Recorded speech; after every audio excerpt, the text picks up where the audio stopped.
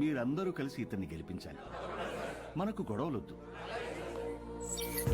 వీడే నా బామ్మర్ది, మీ అభ్యర్థి. వీడే గెలవాలి, అర్థమైందా?